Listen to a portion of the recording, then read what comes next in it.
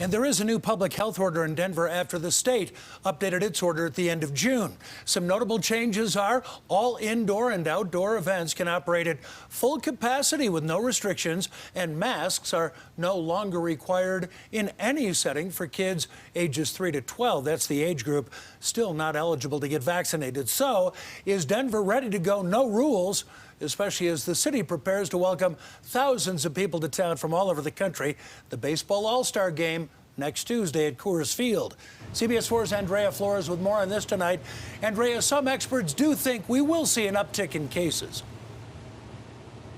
Jim, we know as Denver continues to roll back restrictions ahead of the game, one doctor we spoke with here at Rocky Mountain Hospital for Children says there is concern about how the Delta variant and people traveling from out of state could impact the case rate in the community.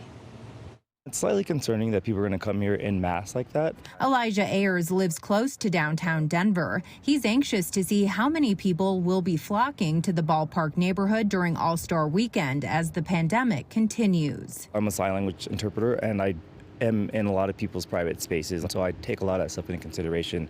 People with kids, people that don't have access to resources like I do. Dr. Reginald Washington, Chief Medical Officer for Rocky Mountain Hospital for Children, says anyone who isn't vaccinated will be at risk. We're going to have a large population of people coming to our city, some of whom are not vaccinated, and we have no way of knowing who is vaccinated and who is not. Children between the ages of 3 and 11 are no longer required to wear a mask in Denver, potentially catching the virus or spreading it to residents and tourists. I really anticipate that we will see a spike in cases. Now, some of those cases will be in another state because they'll go back home.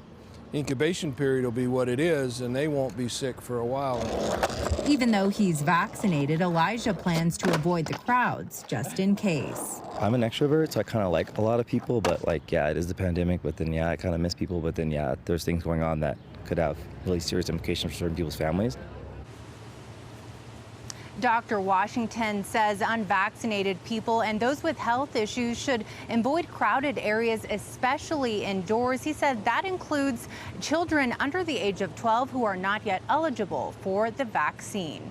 Reporting in Denver tonight, I'm Andrea Flores covering Colorado First.